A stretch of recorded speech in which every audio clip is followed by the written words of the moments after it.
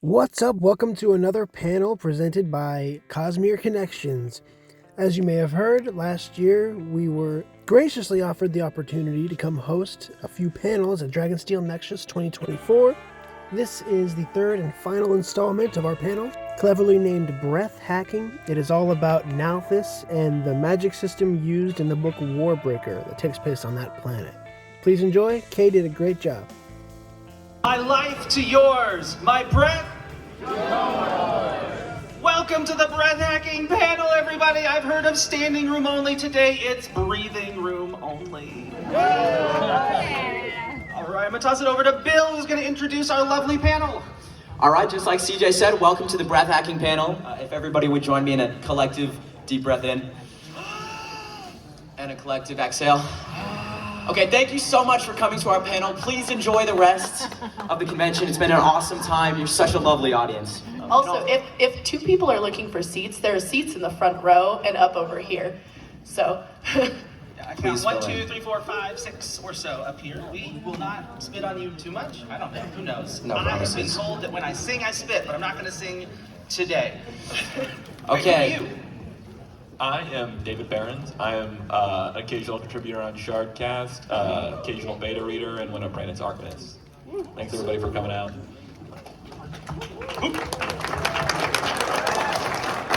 I'm C.J. Lewis on TikTok. I do lives with Shandel Art on Sundays. This week it'll be Monday, because man, who's doing it tomorrow? Not me. 7:30 Eastern, we're going to be talking about Dragonsteel and some of Wind and Truth, vibes-based mostly, because we know we haven't all read that book.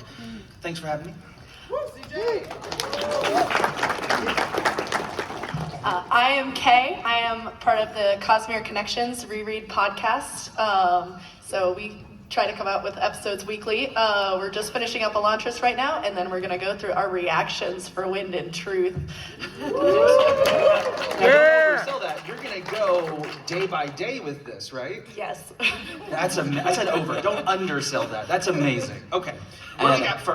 Yeah, so you're sorry. good. And I'm Bill Barlow.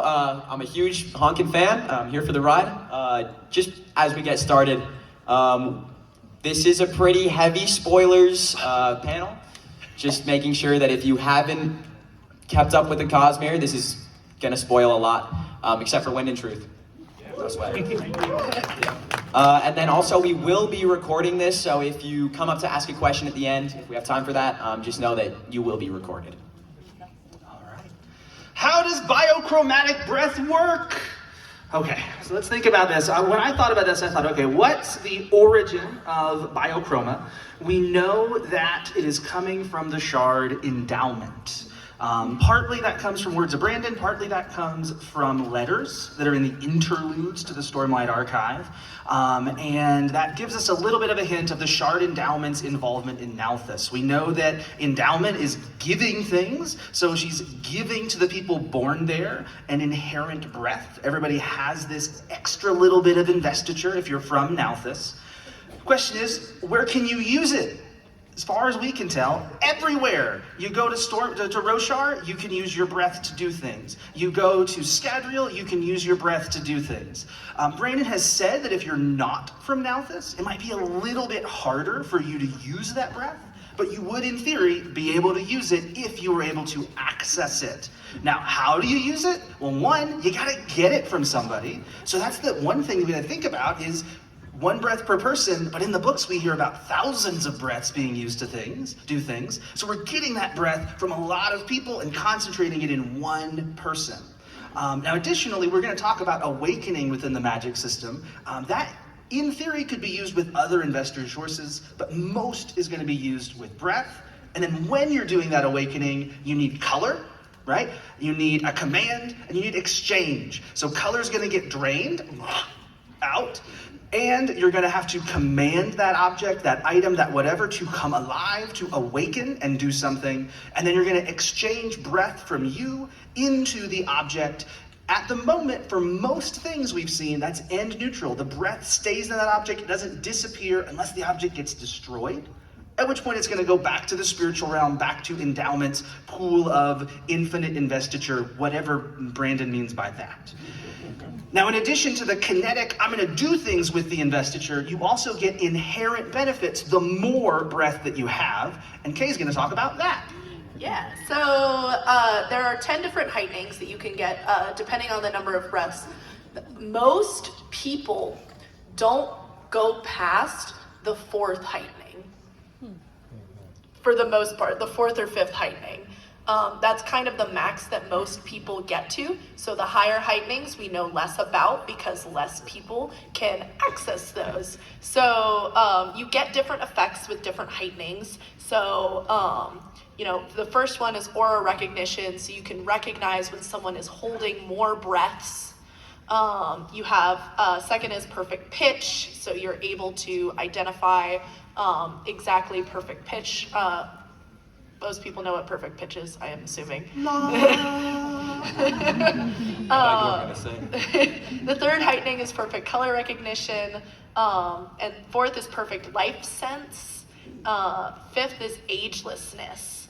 The 5th heightening is also what you get to if you are returned. You automatically have 1 breath, but it puts you all the way at the 5th heightening. So you get access to all of those, and the heightenings stack on each other. So, and the agelessness makes you functionally immortal because you don't get, it makes it very difficult for you to get sick, to get poisoned, you stop aging normally as people do. Can I put you on the spot? Yeah. Could you get cold? Like if I'm walking from here to Radisson, am I gonna feel the 32 degrees? I think you would still get cold. I think so too. I just heard somebody asking that as I was walking to the Radisson. I was like, that is a fascinating question. I think you would still get cold. I think if you were holding enough stormlight, you wouldn't get cold. But I think breaths, I think you would get cold. Once you get to the 6th heightening, you have instinctive awakening, so you don't need to be taught how to awaken objects. You just know it instinctively. Everyone else from lower heightenings, you have to be taught how to awaken because everything in the Cosmere requires intent in order to accomplish. So you need that intent, you need to know what you're doing in order to accomplish it. But once you get to the 6th heightening for awakening, you can do it instinctively without necessarily knowing how to do it, being taught how to do it. So the 7th heightening, it is invested breath recognition, so you can recognize how many breaths someone has. It does not translate to other investiture, but it is for breaths specifically. You can recognize how many breaths people have. 8th heightening is command breaking, so you can break other people's commands on objects. And then 9th is the greater awakening, which is the ability to awaken stone and steel. You have to be at the 9th heightening to be able to do. As well as being able to do audible commands. So the lower heightenings, you have to be touching the object in order to command it. Once you get to the 9th heightening, you can do it verbally. You don't need to be touching it anymore. And then the 10th heightening, which we only know of one person who is at the 10th heightening, and he's with us right now, the God King himself, which has color distortion, where the colors start to distort around you, which makes wearing white clothing look really cool. Also, you have perfect invocation, which is the ability to draw more color, so you get more out of each object. So instead of draining to gray, which is the normal color drain, it drains to white instead. Can I add just a couple things about that too? And a good thing to notice as well is we know that divine breath is worth 2,000, and all breaths aren't really created equal. Some are stronger, some are weaker. A lot of times it seems to correlate with very youthful or very healthful people might have a stronger breath. So these numbers are kind of ranges. They're not a specific, you hit 50, yeah, you these are rough numbers. Mm-hmm. And your abilities aren't like you hit the second heightening and it just turns on. It's going to be a spectrum where you're gradually kind of ramping up to these. So you're going to get better color recognition up until the point when you max out there at the third or something like that. Yeah, that's a great thing to point out. That yes, all of these are, it's not like you get to there and it's like a switch gets flipped, like with the oaths. It's more so, it's a gradual increase in power. Also with the 10th heightening, you get access to mental commands. So you can mentally command something. You don't need to say it out loud anymore. And there's also probably more things you can do at the 10th heightening that we just don't know about yet, because there aren't very many people who have access to that. And the ones that didn't know they could use it for the most of the book. Yes.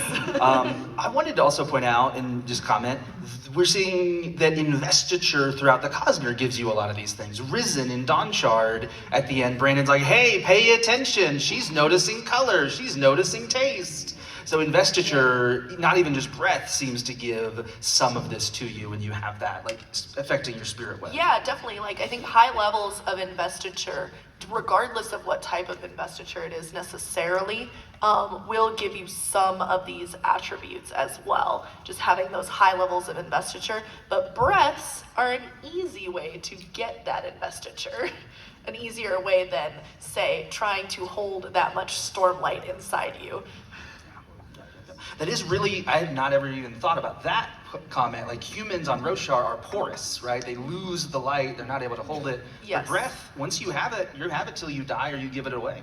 Mm-hmm. And I think that has a lot to do with the type of investiture that it is, and like Endowment's power is a gift. That's her shard, that's her intent, and Stormlight is structured in such a way that it's meant to be in motion, it's meant to cycle through the environment like it is water or something like that. And so it behaves a little differently, I think, because of that. All right, ready for next? Yeah. All right. All right. So there are so I did this with roughly what I think of as the updated system of Vasher's types of invested entities, because he talks about in Rhythm of War that he has changed his system to include Spren. That he kind of originally, the spontaneous sentient biochromatic manifestations in a deceased host, otherwise known as returned, were the type 1 entities, but he has since re-upped his system since coming to Roshar and spending more time in Roshar and seeing the Spren that are there, and throughout the Cosmere as well. I think other invested entities that have come up on, like Seons and Skaze on Cell. So there's the spontaneous sentient investiture, which is Spren, which is investiture that has gained sentience on its own, that there's no person that has influenced that necessarily. It might be that a shard has influenced it, but there is not a person who has influenced that in order to gain sentience. So then we have the spontaneous sentient biochromatic manifestations in a deceased host, otherwise known as returned. Also, cognitive shadows fall under this category because they are sentient and they are in a deceased host. So would that be like the shades from Shadows from Silence from the Forest of Hell? I think, yes, that those would qualify. Also, Kelsier would also qualify under this category. Yeah. He might have removed the deceased host part of it, though, sometimes. But no. I think it is even more accurate for him. But that he has removed, Vasher has since removed the deceased host. I would speculate that, like Kelsier spent a long time not in a body, so if we're calling cognitive shadows that, I think that would make sense. Maybe from a deceased host? Yeah. Many times? Maybe from a deceased host instead of in a deceased host? Mm-hmm. Yeah. Okay. So, so the next one is the mindless manifestations in a deceased host. So these are the lifeless soldiers that we see created in Nalthis, that are they are non-sentient animated remains. They have some cognitive functioning, but not a lot. Like they can follow commands, and they can follow multiple commands that are given to them, but they don't have the power to necessarily make decisions on their own and actually like interact with people in that way. So the next one is the biochromatic manifestations in an organic host that is far from being alive, and this is what we typically think of as awakening. Those, you know, awakening a rope or awakening pieces of cloth in order to help fight. All of those things are the typical things that we think of as awakening, and they would fall under this category.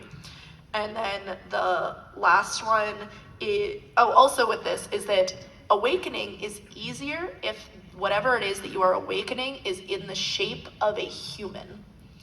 The closer it is to a human shape, the easier it is to awaken and the less breaths it takes to awaken. And then the last one is sentient biochromatic manifestation in an inorganic host, which is like Nightblood and like what we suspect Vivenna's sword is in Oathbringer. So, and those are the different types of invested entities. Love it. Now, what do you think Sanderson is hinting at with Claude, like slightly getting more and more intelligent and more aware? As there's hints in Warbreaker throughout, they're like, oh, maybe they're like, he's around the people he loves, and he seems to be growing a little bit. Are you gonna move from mindless to mindful at some point? I don't know if you can move from mindless to mindful because the lifeless don't have a soul of their own. I would necessarily argue, but I don't know.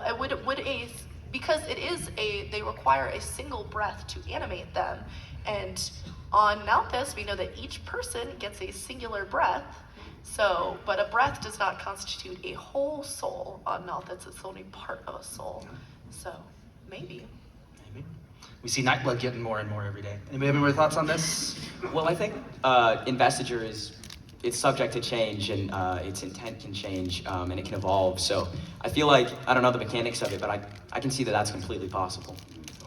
Yeah. Also, I do see people raising their hands for questions. We will have questions at the end of the panel. So please save your questions to the end. Thank you.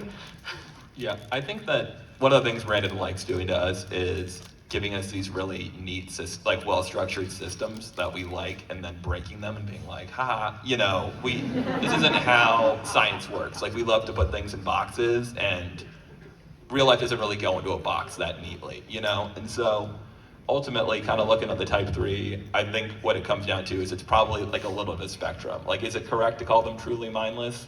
Not based on what we see with Claude, and if he wants to have a lifeless POV in the next book, there's got to be something kind of going under the hood, you know?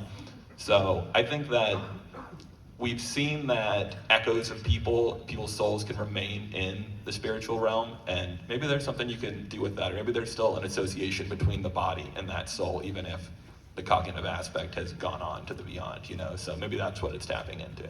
And maybe, as we know, like this system is updatable. Like this can get updated. So maybe in the future, like when we see more of that, then they might just get rid of that as like mindless manifestations. It might just all fall under like manifestations in a deceased host, like versus having that as a separate category. Mm-hmm. This feels like what Basher's getting at is a larger Cosmere-wide like classification for invested entities. And there's, you know, if you think about it, you can think of examples where it's still hard to fit them into one of these 5, you know, like what are lesser sprint? You know, they don't quite fit into something that's sentient, perhaps, so. Yeah, I love it. All right, so this was my pitch. We're entering now into the hacking idea. We kind of all put our heads together. What could you do that we haven't quite seen on the page? So up to this point, we've tried to be as close to, hey, we've seen something happen and we know this can work. I'm working off of what Odium does to Hoyd at the end of Rhythm of War. Stealing the memory, right? Going in, let me excise that memory out of you. And what that kind of linked up to me is you're intersecting with that person's spirit web, and I'm remembering Vasher helping the little girl forget her memories. She's able to give him a portion of her breath that contains that memory, and now he has that. Could you then put the understanding of calculus into your breath and give it to somebody else? Could you give your ability to be a star athlete to someone else? And this also is very interesting for endowment, is all about giving to others. And this feels a little bit like what hemalurgy does through subtraction. Hemalurgy is stabbing the spirit web, ripping it out, and now I can put it into myself. Could endowment create this system where instead of having to steal it, the person says, hey, I want to give you this ability, this understanding. And we even see a little bit of that happen with, at a certain heightening, you understand things instinctively. So that was my contribution. I don't know if y'all have any thoughts. I really like that idea conceptually, especially because if anybody has poked their head into the Mythwalker chapters, which was the book that grew into Warbreaker, there is kind of the main magic system in that is familial sort of powers, and one of them is skill. And so the main character ends up essentially being one of the most skillful people at anything he tries. You can show him like to grab onto a handhold on a rock wall, and suddenly he's the best climber you've ever seen in your entire life. And that was so unbalanced that the book didn't really end up working out. But it is fun to think about, and fun to think about how he could find a way to get that into Warbreaker and into the book, into kind of the world that grew out of that. I think an important thing to consider is how much of memories and skill is spiritual and how much of it is physical, because can you transfer muscle memory through breaths? I don't think that would be an option, but I'm not exactly sure how much effect, your spirit web has on your physical body. Yeah. I mean, identity plays a role too. Do you have to blank the identity of the breath before I pass it on to you for you to be able to access it? Mm-hmm. Lots of interesting identity connection pieces there. And we have awakened machinery as well. Okay, yeah. So, like Kay said, a big part of awakening is sympathy with what you're awakening, that being a type 3 invested entity, right? Yeah. The sympathy of what you're awakening with the human form. Awakened objects will naturally try to replicate life, and the closer an awakened entity is to a human, the less breath is required for it to achieve your command. That's not to say that it's going to be better at your command. If I have a cloth that's just a cloth and a cloth that's cut to the shape of a person, it's going to do the same command I give it. One is just going to require more breath because it has to, it takes investiture to simulate life and accomplish in comparison to just accomplishing it. So I want to know what you guys think. Would it follow that the more similar a machine is to a human brain, the less breath it would take to give it thinking tasks? I think that stands to reason. I mean, it might be most efficient if you just took a human brain, but yeah. If it ain't broke. That's terrifying. This actually is a great segue into what I was thinking with awakened machinery. I was thinking of, what do you guys think the possibilities could be for bionic limbs for people with disabilities? Like if we could give, blanking. Kristen, yes, if we could give Kristen new legs that were awakened, whether we built those or, taking them is an option. Do you think that you could awaken, because we have Vasher using tassels in his shirt to act as his fingers, if you could awaken a bionic arm to, upon call, act as my hands, do you think that would be a possibility? Yeah, definitely. I mean, we don't endorse stealing limbs, but Official Dragonsteel policy: do not steal limbs. Yeah, I think if you can what could you not have? Maybe pants even that are walk for me, or I think it comes down to figuring out the command that will get them to understand your thought, right? Because like Fort's tablet is doing a lot of things that are not traditional awakened object things. And so the question is, how do you make that happen? We haven't seen it on page yet, but at that point, I mean, if it can respond to thought, then you could think like, let me walk forward. And you look at the brain stuff that we're doing where you don't even have to consciously think anymore, walk forward, and the character on the screen is like walking forward. So I think it's totally possible. Yeah. So, could I realistically glue like a parachute to my back and say, upon call, act as my wings and become a pseudo-dragon by flying around on awakened wings? I don't think parachutes work that way. Not parachutes. It could be hang gliders, it could be anything. If it just like bobbed up and down like a jellyfish, like, could I take off? If you can get the mental visualization of flying correct, I mean, probably, you know?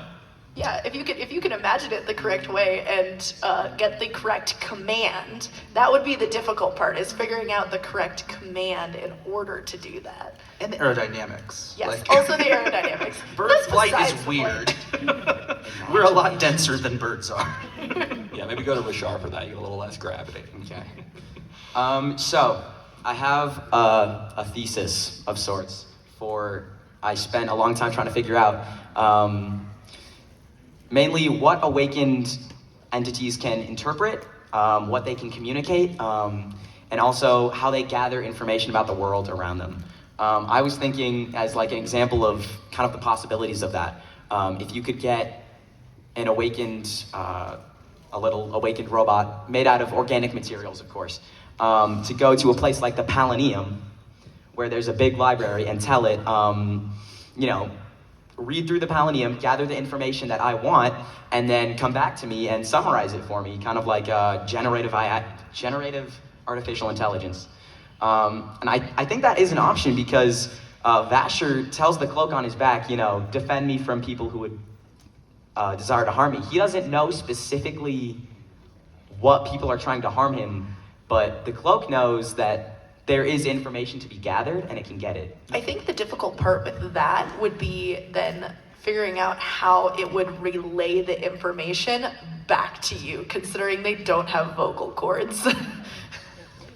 So could you awaken an entity to write for you, or could you say upon call, write what I'm thinking, That's the tablet, right? Yeah. The tablet. Sports Yeah. tablet. Yeah. So yeah, I think you're on the right track there. Yeah. Yeah, no, I think that seems really plausible. Like, if you think about what Kalad's phantoms are, the statues, they're essentially AI soldiers, they fight, they can see people, they can respond to stimuli and, kill people. And so I think that, you take one of those and you would command that, okay, do some research for me. I don't think there's any reason it wouldn't be able to do that, aside from the fact that it probably have to write out a response. All right, let's look at the next slide. Awakened steel mines. So we see the awakened steel mines. So this is a really interesting thing to think about. So we see this in Sunlit Man. My brain almost just blanked for a second. In Sunlit Man, we see this when we go down to where the Scadrians are, that they have an awakened steel mind. So this brings to the concept of combining investitures, that we're combining awakening with a steel mind, which we know which I find is interesting because it seems like the awakened steel mind is like their computer, but a steel mind stores speed. So how is that working? What do you guys think? I think that's an excellent question. I think for a long time we kind of thought, well, maybe it would be zinc or something that has more of a mental attribute to it. I don't have a ton of real ideas. The only thing that kind of, occasionally runs through my mind is we really don't know how FTL is gonna work, and maybe that has something to do with just ramping up the speed at which your spaceship moves, and because it's in control of flying the ship around, it happens to be a steel mine, and that's just the most efficient way to build it. Perhaps the spaceship is an awakened spaceship using an awakened, or maybe that's how you do it. The spaceship uses the awakened steel mine to store speed when it's not moving, right? And he's like, oh, I'm just here But on the launch pad. Is the machine storing its own speed then? That's what I think. or are people storing speed and then storing it within the steel mind? Probably more fun to make the machine be slow than you. Well, I mean, that's the terrifying thing about a lot of those magic systems. Like, when is Scadrial gonna have? I mean, it's what happens in capitalism. Poor people forced to like go lay in beds, be sick for years, right? Like, I mean, you're going to have sacrificial barochemy at some point, and I mean, if you can do it with machines, that's a much happier way to do it. I would say we're already seeing that with the Southern Scadrians, with the heat mothers, who are constantly storing heat for people. Yeah. And I think it's been debated, but I believe Edouard and Ladrian says too that the set has figured out how to make people create those really dense metal minds that they're then able to tap in bands of mourning. Any more? Let's see. Let's stay on track here. Special swords. So I think this is always one of the things that people are most curious about, because we're all still kind of hungrily waiting for Nightblood to see if we're going to learn a little more about what was going on. Brandon's promised that one, so we're all waiting. But I think that like the real question that we're kind of wondering at this point is, we've seen Nightblood, right? We all know how that works. You draw him out of his sheath, he's able to draw investiture from you, from the surroundings, and gradually ramp up power to kind of an insane degree, as we saw in Rhythm of War. And then in Oathbringer, we see Vivenna and her sword, which does not have a name. Sometimes we call it Asterisk, because Brandon likes to use that term when people ask him about it. And it doesn't seem nearly as dangerous, Like, it seems like it might have a personality. When the Honor Sprint draw it in Oathbringer, we see Vivenna tell them, oh, she's investigating you, So it seems like it probably has some level of consciousness, even if, like Nightblood, maybe not as much, maybe just as much, And so I think it kind of comes down to like, what do we think was the difference? What's the difference between how Nightblood was made and how Vivenna made her sword? I'm guessing it has to do with the type of command used in the creation of the sword. So, because we know that when Nightblood was created, they used the command destroy evil. And they didn't really know what they were doing when they were trying to create Nightblood, because this is the first time that someone has ever created something like this. So they were trying to create it, but they weren't quite sure how to do it. So I think that the main difference is that Vivenna, for her sword, that I have the theory that Vasher might have made it with her, or she used Vasher's notes in some way, considering he was the one who created Nightblood in the first place, is that they were able to take what they had done wrong when creating Nightblood and essentially revamp it in order to more accurately create the sword. Nightblood is perfect the way he is. I mean, he is perfect the way he is, and he does not need to change. But maybe we don't need more Nightbloods out there. One is enough. Yeah, no, I think that makes a ton of sense, and it's definitely, maybe it's just that the command was different. Maybe she was visualizing something. People have long kind of wondered, was Ruin involved? Was there a Dawn Shard there? So it's kind of possible Nightblood could have been more of a unique event, which is a little sad considering Vasher killed his wife to prevent another one from being made. So hopefully he was right that was actually a danger. Yeah, I mean, it's also interesting to think that they were inspired by Roshar and the swords there, and so it's almost like you're creating this super sword. And maybe similarly to the O's, we're trying to bind it. So like, hey, we're not going to make this super weapon do anything. It can only destroy evil. And man, the interpretation of what that means has been rough. I have a quick question. Do you guys think Nightblood can die? Is there a way to destroy Nightblood? There's probably a way to destroy Nightblood. For example, if you throw him in a volcano, that would probably destroy him. What if he destroyed the volcano? You have way too high an estimation of that volcano for me. Oh, you're Mordor. Are you doing the Mordor thing? No, I just meant that lava would probably be able to melt the sword. Oh no, I think he eats the lava. Yeah, I think would Nightblood eat the lava? I think he chuckles. It's like, thank you. Oh, he would run out of breaths? Okay, I don't think he would be destroyed by a volcano, though. It's the Cosmere, so you can do anything, as Brandon likes to say, if you've got enough power. I don't think it would be easy. Yeah, exactly. No one could touch it if it's in a volcano. If we put him in the corner He is powerless.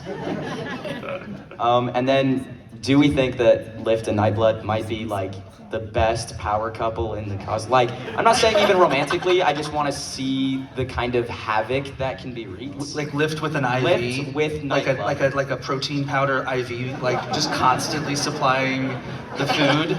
Oh yeah. It might work. I think she's probably a little reluctant to get close after their close call in Oathbringer.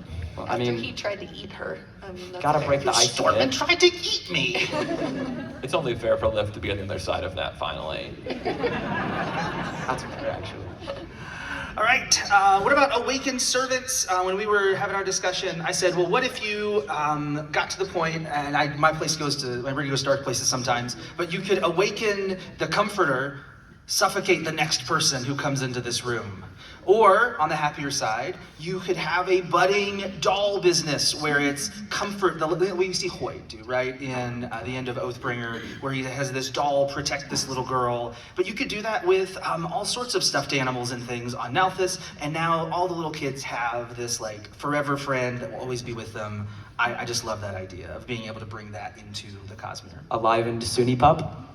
Yes! I think it would be really nice to have that. I don't think it would be economically viable, considering you have to use breaths to awaken it, and I don't think people would want to sell. Well, I guess, no, people do sell breaths on Nalthis. They do sell their breaths on Nalthis, so, maybe.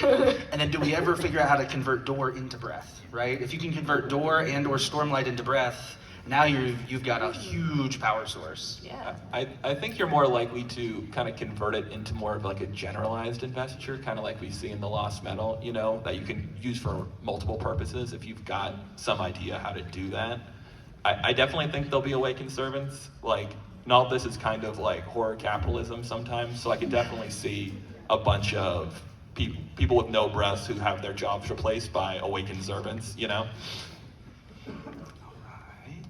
Oh, and then I had this one as well. I would just love to see Brandon dive at some point into figuring out Awakening without the ability to do the verbal command, right? So we have people like Fort who are being able to communicate using the Awaken tablet, and we know that it has to be like your language, that language is important. So I just thought it'd be cool to, at some point, have somebody who signs, someone who writes, different ways to kind of activate that investiture in that way. And this came up in the spoiler Q&A too. Yeah. So if you were there, Brandon thinks that this is definitely plausible. I was not, didn't hear that question. That's lovely. And then we have about 9-ish minutes. Okay. If you would like to come up for questions are going to be taken on this aisle over here at the lovely person who is raising her hand with the purple shirt. If you would like to come up to ask questions. I might answer your question with a question. This is just a fair warning. And go for it as soon as you got the mic. Hi, my question is, Sanderson has made a comment that if a Misting who burns chromium, which leeches power, or Mistborn holds Nightblood, it would kill them. Have you speculated why? I'm guessing it has to do with, I feel like, at least, so this is my personal thought about Nightblood, is that I think his investiture is corrupted in some way, and possibly that corrupted investiture would be what kills the person. Also, the fact that they are using their own investiture, and we know that Nightblood eats investiture, so he would be eating your investiture as you're trying to eat his and take away his, so. And go ahead. I think that we've seen also we've heard from Sunlit Man that powerfully invested things like the Dawn Shards can defend themselves sometimes. So I definitely think like you try to mess with Nightblood, he can probably strike back at you. Cool, thank you. So I don't necessarily have a question so much as a comment, but I think that when we're talking about the differences between Nightblood or Vivenda's sword, we know that there's some sort of ruinous thing going on with that sword. One thing that I'm kind of thinking about, maybe there's a little bit of ATM within Nightblood. Maybe that was one of the metals that was composing Nightblood. Just a thought. I think Brandon has said that that's not the case, but it's definitely a clever idea, and The ruin thing is interesting. I think that it was one of those ones where Brandon gets a little squirrely and he goes, well, technically, so it may be relevant or it may be him pulling our leg a little bit. I think another side note is that like maybe the command itself, destroy, does have some ruinous intent attached to that word. Yeah. Some echoes of the Dawn Shard, perhaps. Yeah. Awakening God Metal does sound fascinating, though. Oh yeah. But anyways, thank you. Terrifying. Well, that was actually my question. What do you think would happen if someone were to like awaken a god metal with the intent of like become god?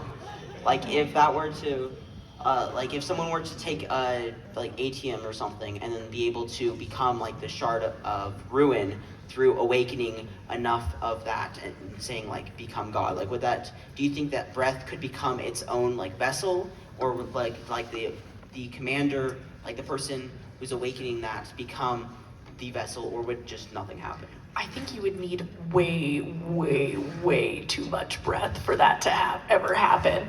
Like, because a breath is like one tiny piece of investiture, and the amount of investiture that you need for a shard is astronomical.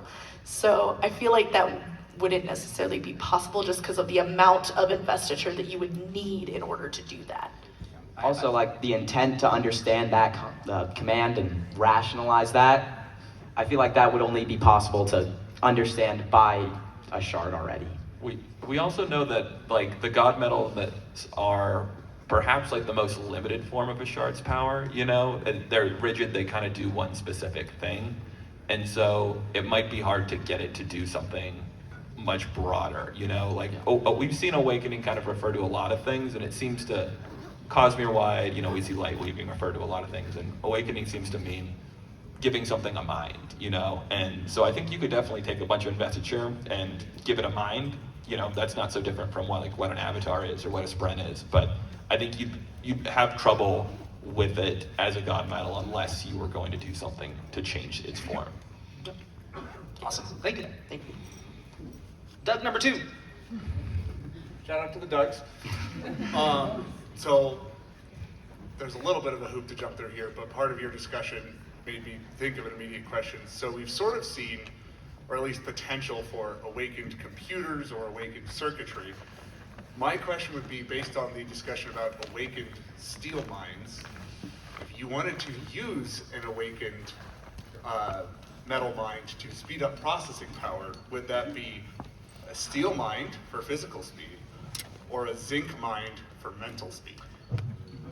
I would guess it would be a steel mind, because mental speed would have to be happening in your head versus the steel mind, which is physical, which would be necessarily outside of your body. So that's why I think steel mind. Counterpoint. Counterpoint. Debate on the panel. No, so like, what if it is we're increasing the mental speed of our artificial intelligence, right? So if we can create a Claude, he has his thoughts, which means he has mental speed. We might be able to do something there. That would be interesting. But it would have to. I think it would have to be an organic host. I don't think it could be inorganic. Maybe. Well, we have awakened predictive connection circuitry in tablets, Yeah. that can interpret and recommunicate. So I feel like if you have a complicated enough system, you can have a sentient machine that can think really fast. Mm-hmm. Yeah, you just have to pay more in breath since it's going to be made out of metal and silicone or whatever. Yeah. My wife would also like me to point out that she thinks that a sentient artificial intelligence with investiture should be called investiture intelligence. I love it. Aye. Thank you. All right, my question focuses around the efficiency of awakening things that are shaped like a human. When we get into beings that are not shaped like a human, does the limitation come from the identity of the individual who originally had the breath, or does it come from the wielder of the breath? I think it might come from the wielder who has the breath. So, for example, like maybe if a listener were able to get access to breaths, Or a dragon, or a Shodel, that it might be easier for them to invest something that looks more similar to them. Or Khandra. Ooh, Khandra is a good point. But Khandra, can Khandra use breath? I feel like they definitely could use breath, and maybe they have the easiest time of all because they can kind of look like anything. So they can just awaken a blob, and they're like, oh, just like a Contra. So long as it's an organic blob, we're good to go. So then you think it's a question of like the intent of the wielder as opposed to the identity of the investiture? Yeah. Yeah. I would say the big fact I want to know is endowments of vessel, whether they're human or not. If endowments of vessel is human, then I think probably it might be connected to that. If they're not, then I'm thinking probably it's the wielder at that point. Because we know some of the shards are Shodel. Yeah. And some of them And are dragons. Yeah. Just based on the naming, it seems likely that that endowment is a human. I don't think we know, but we've seen some of the naming patterns kind of crop up for the other two types of beings. And I think there is an old WoW, like some of the Warbreaker lore is quite old at this point, but that it has to do more with whoever does the awakening, you know, and you're imprinting some of your identity on that breath when you awaken with it, you know, that's why somebody else can't easily draw your breath out of something that you've awakened. You have to do it. Thank you. Okay. Last question. Sorry. If you're still here, come up, talk to us. I'll We'd try to love to ask chat one. with you. Oh. 1 minute. Okay. Okay. Try to go fast. Writing out the past 2 questions. If you use an awakened brain that you grow in a petri dish or something like that, you can grow a brain, not today. So Ethical for sure. from stem cells. And you awaken it and then run it with an AGI on it within a speed bubble, continuous speed bubble. You have a supercomputer. So then you have a awakened mind, whatever. Can you use that to weaponize or attack in the cognitive realm? Like manifest, like Well, if it now I need has... to imagine, like have 10,000 of these or 1 million of these because growing brains is easy. Sorry, and then destroy Silverlight. But I think it is hard for, I think you would have to be in the cognitive realm because I don't think there's ways for, at least as far as I am aware, there aren't really ways to affect the cognitive realm from the physical realm. I think you're right. What would happen, I think, is you would make a bunch of new consciousnesses, and however that I'm manifests. talking about like manifesting an asteroid in the cognitive realm that will drop on Silverlight or something with thought. I guess I don't think that you can influence Shadebar to that degree. If you have with 10 perception. million brains that you grew in a lab, He's saying like if you created a planet's worth of people thinking about something, and Exactly. could it directed towards affect one point. Shadesmar? Well, so this was one of the questions that Sanderson was went dark, asked I'm during sorry, I went really dark. the Q&A was about being able to manifest a new planet essentially in the cognitive realm based off like a spaceship or a something. generational ship, I think. Yeah, a generational ship. And the answer was no, essentially. It was like, it would be very, very difficult for it to happen. So I think that would fall under a similar category. Like, I don't think it would be feasible. Thank you. Thank you. All right, I think last question. Yep. I just had this thought as we were talking about the 10th heightening, and you talked about it there being color distortion. Is there any correlation between the color distortion of the 10th heightening and the color distortion that happens around anti-void light? So Thank you, everyone who said that. we do know that the color distortion related to the 10th heightening has to do with the essentially the white, that the person is holding so much investiture that the air is warping around them, which we do see with the anti-void light, the anti-storm light, and we see with storm light and void light to some degree as well. We see the color spreading out from it to a certain degree. So I would say probably yes, there's some kind of connection with how investiture is working. I mean, Navani's figuring out that like light and sound and investiture are all the same thing, and so you're affecting the spectrum of light. Yeah, that makes sense to me. What I want to know is if there are auditory distortions if you get enough breaths and heightening, because we know that light and sound are so connected through like light weaving stuff. Might be the tones of Roshar, right? Yeah. All right, I think that's it. We have an announcement? Thank you, everyone. Thank everyone for coming. Yes, thank you all for coming. Attention, World Hoppers. Attention.